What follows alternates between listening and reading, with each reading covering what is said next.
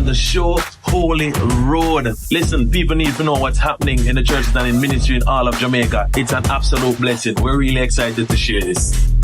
Tune in to CVM. See it happen.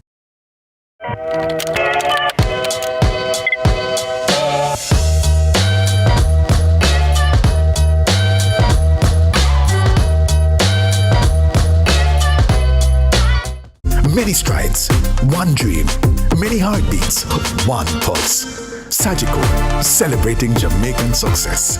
The time by Sagicor is 7 o'clock.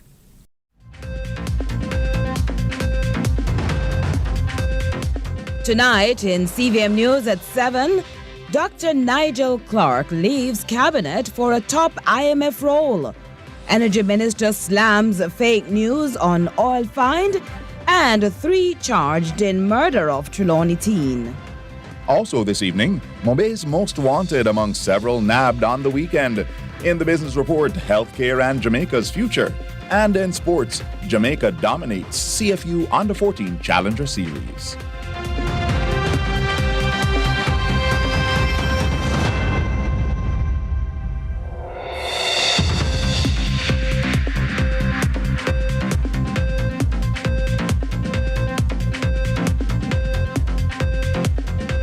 From Kingston, Jamaica, this is CVM News at 7. I'm Stephen McHugh. And I'm Carolyn Brown. It's Monday, August 26, 2024. Thanks so much for joining us.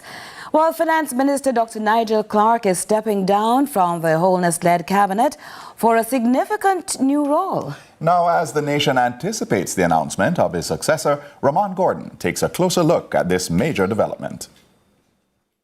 It's like he's playing peekaboo.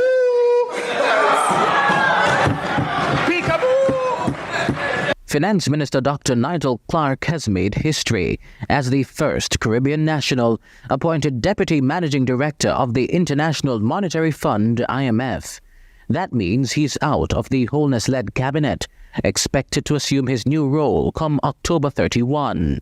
Prime Minister Andrew Holness is expected to announce Dr. Clark's replacement soon, but until then, he's offered best wishes, claiming the appointment as commendation of his administration. No citizen of Jamaica, or the Caribbean for that matter, has ever before served at this level in the IMF. This is a historic and important development in which I take immense pride. The elevation of Minister Clark is demonstrative of the depth, strength, and capacity of my administration. Prime Minister Andrew Holness has already identified Clark's successor, but has chosen not to disclose further details at this time. Instead, he says the focus is on ensuring a smooth transition of responsibilities. We will provide updates in due course, and the public can expect policy continuity and a continuation of the economic achievements that this government has worked so hard to secure. The opposition has also congratulated Clark, hoping his incoming appointment will influence how the IMF treats with small island developing states like Jamaica. At the same time, PNP spokesperson on finance Julian Robinson contends Clark's replacement will have much to do. The first one relates to what I consider to be a hole in the budget, the $45 billion, which was announced in the budget debate on the securitization of receivables. We don't know the rate, we have no details on that. Secondly, I expect there to be a supplementary budget in September to deal with the expenditures which have arisen as a result of Hurricane Beryl. There are still a number of unresolved issues coming out of the compensation review. The public sector unions are restive. There are issues around the payment of increments that have to be addressed. So whoever takes over has a full entry of pressing issues to deal with. In a release Monday, IMF Managing Director Crystalia Georgieva praised Dr. Clark as an exceptional policymaker with proven leadership in economic management. President of the private sector organization of Jamaica, Metri Siaga, agrees. While some in the business community accept his departure will be a loss, the PSOJ, like the opposition, is holding out hope. Our reserves are high, our inflation is under control, our dollar is stable, and things are moving in the right direction. Yes, it would be a loss in one sense, but I think that having a Jamaican sitting in the seat of power of the IMF is a good thing for us as a nation. I think that once the policies are in place from the government, whomsoever makes up the government, we will be able to find persons who can implement same. Ramon Gordon for CVM News. Now, Dr. Nigel Clark was a successful businessman before his foray into politics and public service. Ronaldo Adams now details some of the key stops he's had since he burst onto the scene in 2013.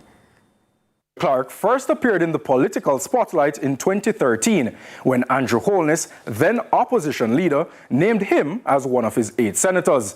But the appointment was not as straightforward. He was one of 2 replacements for the discarded Dr. Christopher Tufton and Arthur Williams. The court later ruled that the pre-signed, undated resignation letter was unconstitutional. When they retook their senatorial seats in 2015, Dr. Clark's short stint in the upper house came to an end. But that was not the last of the intellectual heavyweight. Holness appointed him as Jamaica's ambassador at large for economic affairs in 2016. Of course, by this, Holness was Prime Minister. And when the longtime Member of Parliament for St. Andrew North Western retired due to ill health, Holness leaned on Dr. Clark to take over, brushing aside concerns and controversy. You see, Dwayne Smith, Derek Smith's councillor's son, was favoured by the MP and the constituents. He was and remains councillor for the Chancery Hall division. But a bigger plan was being hatched to replace Audley Shaw, the oft-criticised finance minister, with Dr. Clark.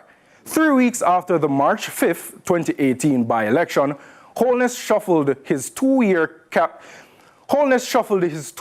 cabinet, naming Dr. Clark Minister of Finance and the Public Service. He has held the portfolio since even after the 2020 general election. 3 weeks after the March 5, 2018 by-election, Holness shuffled his 2-year-old cabinet, naming Dr. Clark Minister of Finance and the Public Service. He has held the portfolio since even after the 2020 general election. Dr. Clark's budget presentations have been academic and equally theatrical since. One of his most popular refrain, "No new taxes."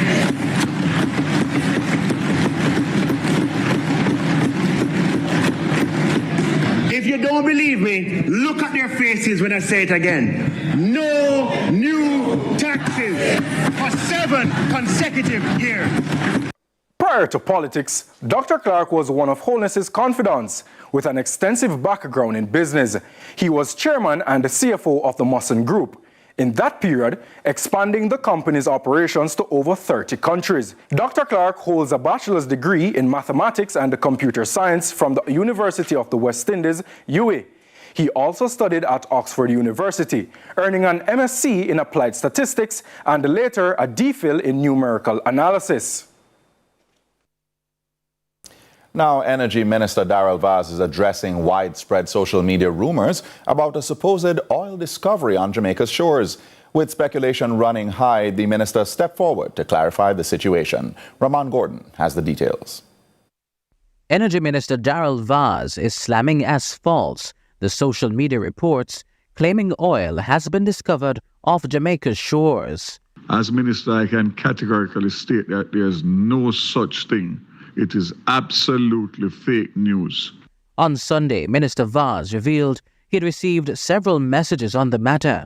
However, the energy boss is denying the claim, urging the public to disregard them. It is just simply untrue. The rumors, which claim the discovery of oil equivalent to 7 billion barrels, have sparked widespread speculation on social media, with some even suggesting a cover-up. However, Minister Vaz has dismissed these allegations, stating that he would be the first to share any such development if and when it occurs.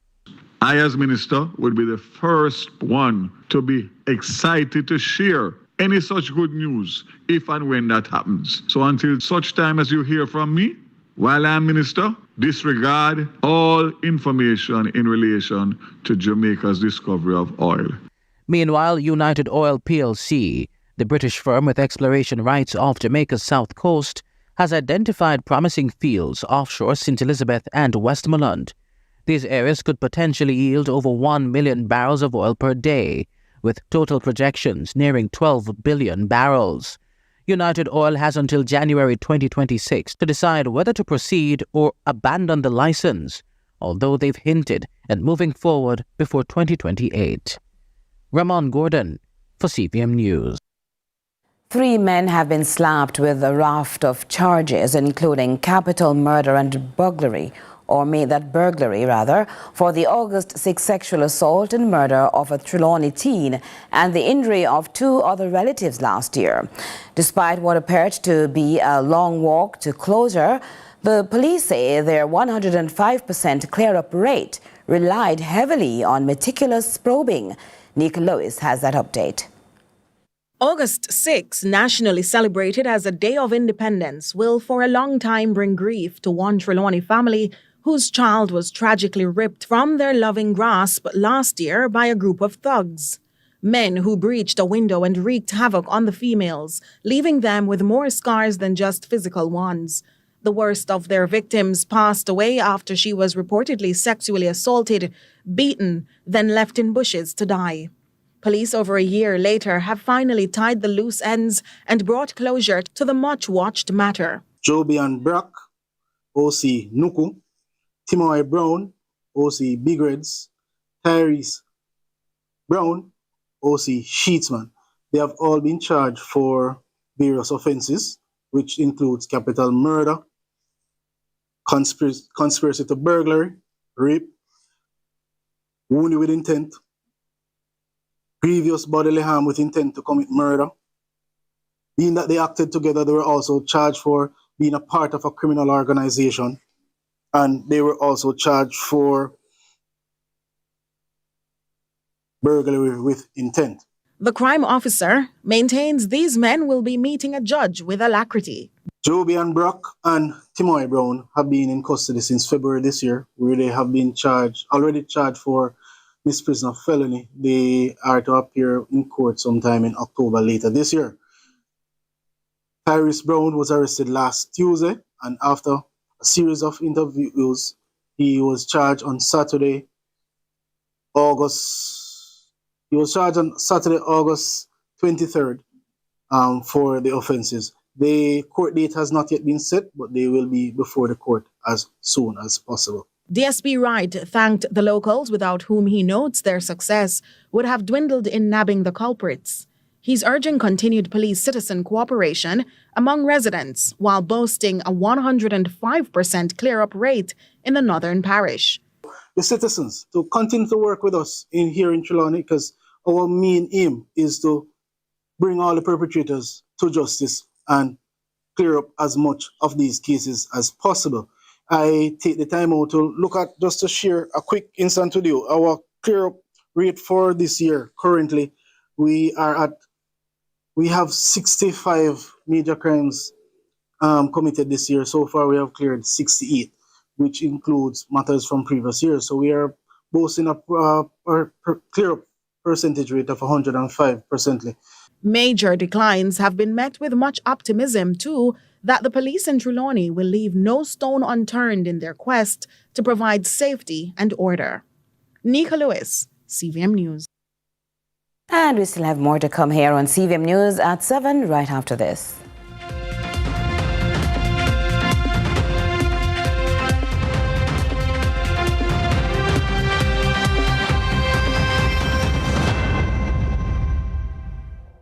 Show them my way of justice. I'm abused. I need legal advice. I don't deserve this. The truth of the matter is, justice there for all of it. The Ministry of Justice has trained more than 5,600 persons in restorative justice practices. More than 200,000 victims have been supported by the victim services. Legal aid has reached thousands island-wide. Make we talk it out, not fight it out. Call 888 Justice today.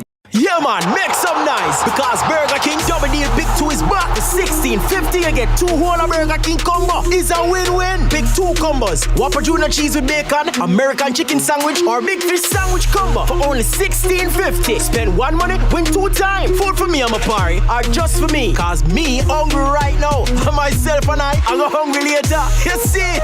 One money, 2 food. Listen. One money, 2 food. Win-win. Burger King Double Deal Big 2. What's your story? What's your sign? Who dreamers? Don't care what other people say. We're doing this in our own way. We come alive. We come alive. We come alive. We're doing this in our own way. We come alive.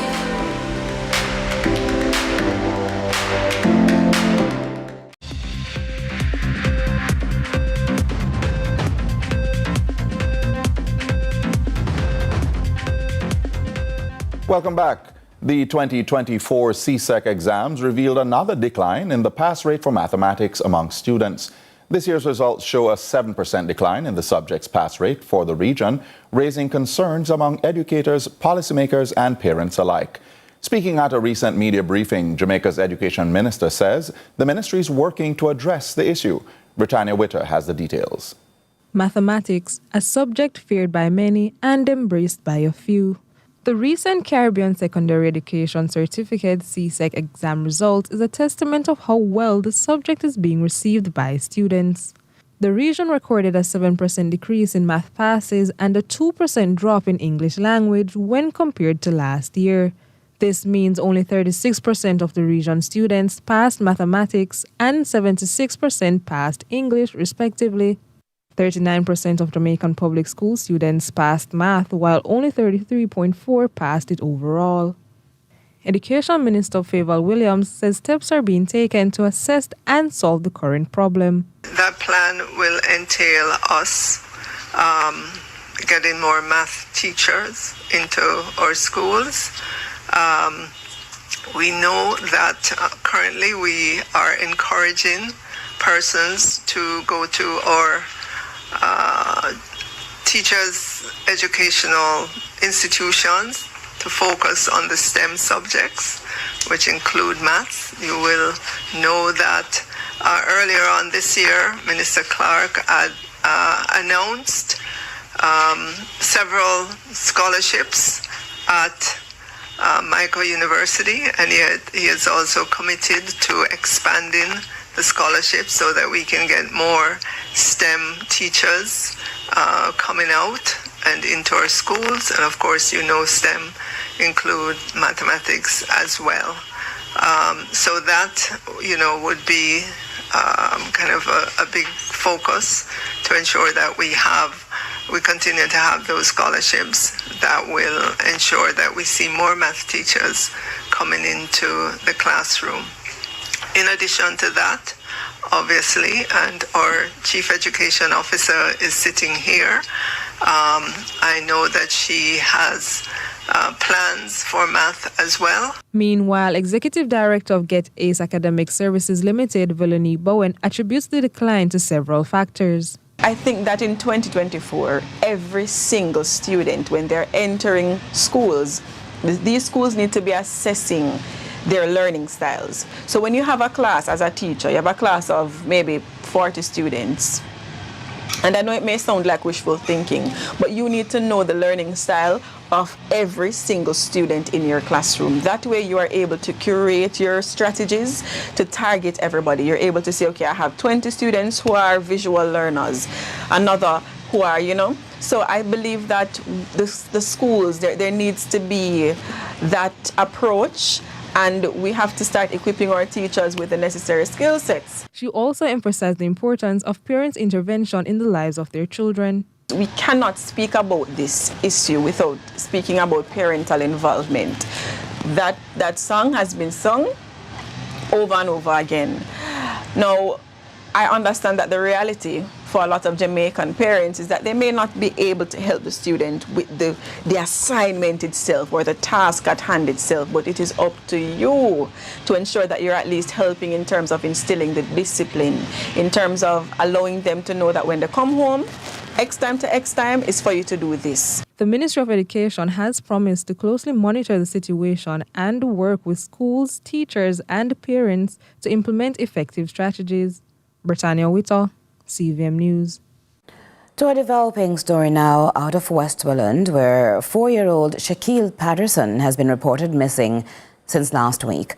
The child's primary caregiver since he was a baby is heartbroken. She shares the information up to when she realized he disappeared. Raheem White reports.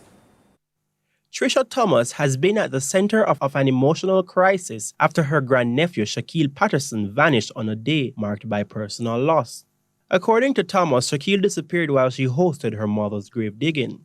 Thomas, who had been caring for Shaquille since he was just 2 weeks old, reported that Shaquille was playing with the other children during the event. At around 2:30 p.m., he approached Thomas and asked for a drink, which she provided. That was the last time she saw him. After he went back to play, Thomas grew increasingly worried as she was unable to find him. We rake up the yard, the spot where we keep clean up by the place and something. And I stop and I say, anybody see Shaquille? Everybody say no. So everybody keep searching.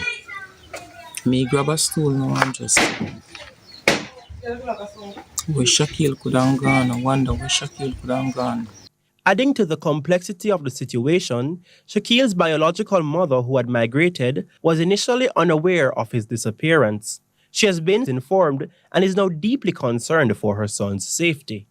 Since it happened, because she didn't have a phone when it happened, so it's like her mother get the news and send it to the boyfriend phone in Barbados. They are now.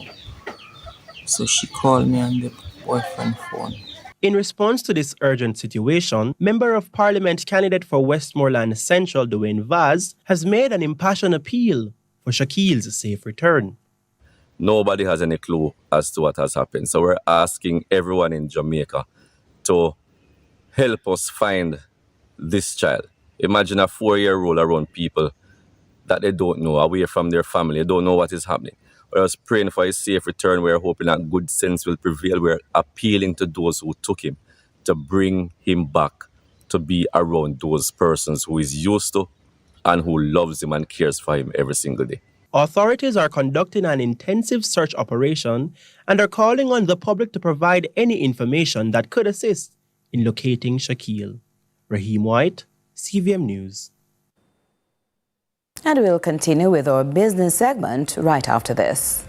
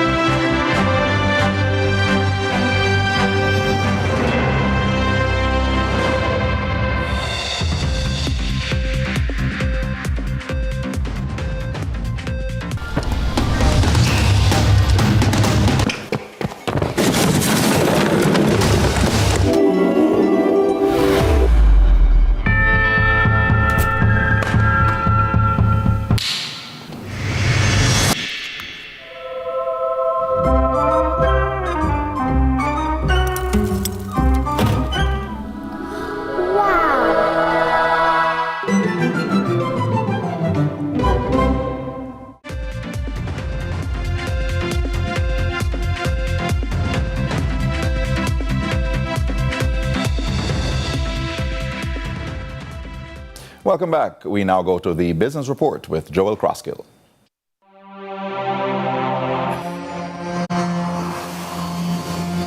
Lots to share with you in the Business Report today. It's often said that health is wealth, but the opposite is often true as well, especially as it relates to the infrastructure, equipment, and personnel required to maintain a healthy population, which is why news that rehabilitation works at the Kingston Public Hospital, which this year celebrates its 248th year of service, in conjunction with a technical review of the infrastructure for both KPH and Victoria Jubilee Hospital, as well as a comprehensive electrical rehabilitation of the facility at an estimated cost of $300 million, may serve as a marker that Jamaica is building momentum towards the modernization of healthcare on the island. Minister of Health Dr. Christopher Tufton in June described the ongoing economic commitment as unprecedented. On a financing budgetary standpoint, this government has moved the budget for public health from 60 billion to 145 billion, 241% over the 8-year period. That kind of increase has never happened before. You may ask, okay, where is that budget? Well, 2016 capital expenditure was 4.6 billion. It's now 11.5 billion, 246% increase. That is why if you visit Spanish Town Hospital, you see the foundation being dug out for a 6-story building. That's why we will have a brand new Cornwall Regional, because we have stripped it and are building back a new hospital. Our contribution to Western Child and Adolescent, even though part of that is the Chinese government, the announcements to come around St. Anne's Bay and Nepean, the many health centers, all of this capital expenditure, which is seeking to put health back on track in keeping with the population increase and the sick profile of the population. This kind of assessment and deliberateness has never happened before. More recently, during a ribbon-cutting ceremony for the public health sector's first oxygen generation facility at St. Anne's Bay Hospital, which has the capacity to supply the entire northeast region, the minister provided a progress report on a number of simultaneous efforts currently being pursued. We are building out more hospital beds than ever before. And indeed, in this parish, there are many announcements that are going to be made. In the next month or two, we will hear about 2 new health centers, Ocho Rios, I think, and one other. We are now in the final stages of doing designs to expand this facility here. And there are a few other things that are happening in this parish. We're doing it at Spanish Town. Work has started. Western Child and Adolescent will be opened up first time for an adolescent and children hospital in Jamaica and in the Caribbean by sometime next year. They're putting all the internals in. And I could go on and on. So infrastructure is being built out, which will need more beds and a lot of new equipment. On the subject of new equipment, Minister Tufton revealed that there has been a paradigm shift as it relates to the utility of ownership. In another month or so, we're going to be announcing the final stage of the procurement process for leasing of diagnostic equipment. Never happened before. In the past, we would buy equipment, we would try to maintain them with much challenges. Now we're going to be awarding arrangements for an entity to provide them, maintain them, and replace them once they depreciate. That should mean less downtime from equipment that can't be fixed because of technology, lack of understanding, lack of capacity. First time.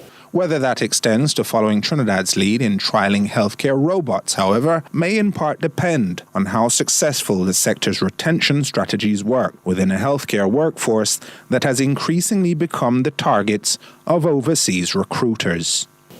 Next week, we will be announcing, as part of our retention strategy, over 500 recipients for our first installment of the Barrowin Scholarship for Jamaicans to pursue a range of studies in the health-related field. And we'll have a ceremony for that sometime next week. Stay tuned. And that was your business report. I'm Joel Crosskill. We take you to the break with the market summary.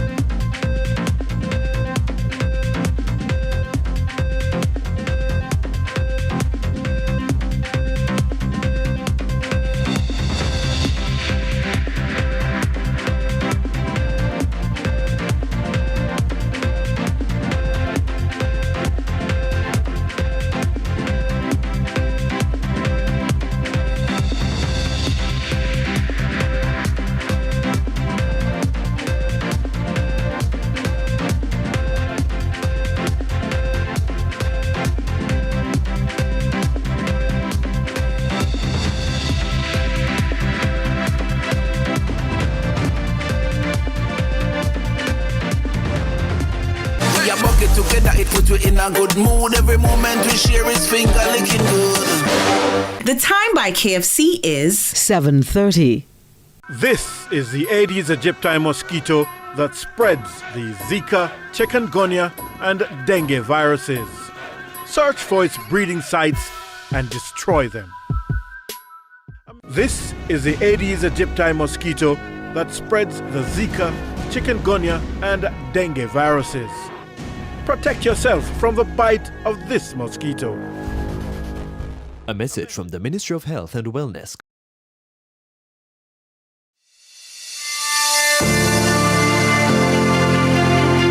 I am Donovan Williamson, Operations Coordinator for St. Elizabeth. He is part of Team JPS, working night and day to rebuild sections of the St. Elizabeth network severely impacted by Hurricane Beryl.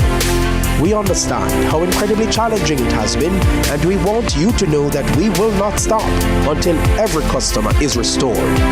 That's our commitment to you.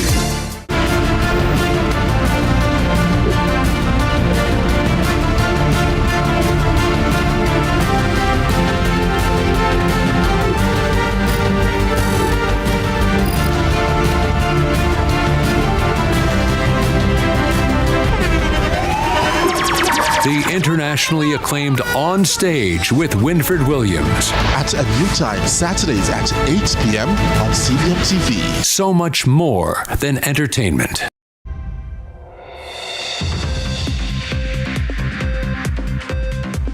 Welcome back to CVM News at 7.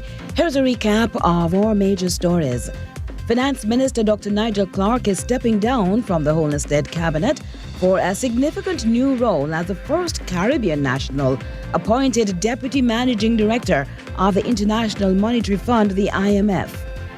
Energy Minister Darrell Vaz is addressing widespread social media rumors about a supposed oil discovery on Jamaica's shores. With speculation running high, the minister has stepped forward to clarify the situation as fake news. And 3 men have been slapped with a raft of charges, including capital murder and burglary, for the August 6 rape and murder of a Trelawny teen and the injury of 2 other relatives last year.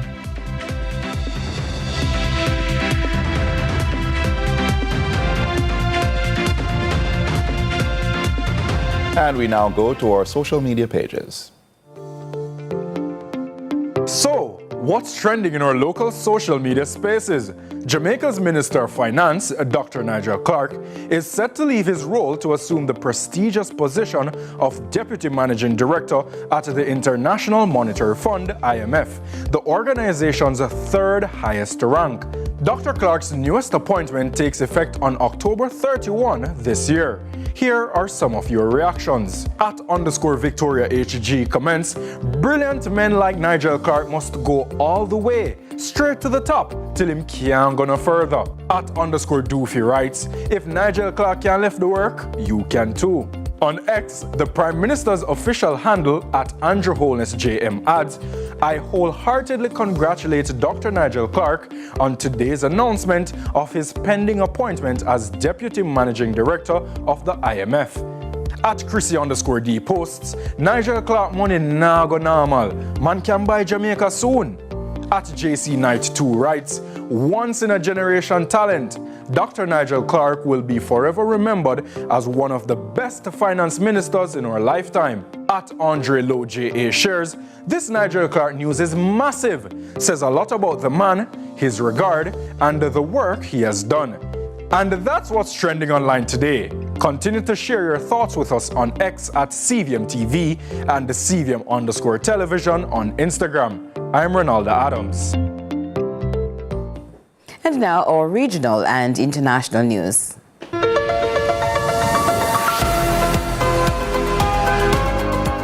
We begin with news in the region.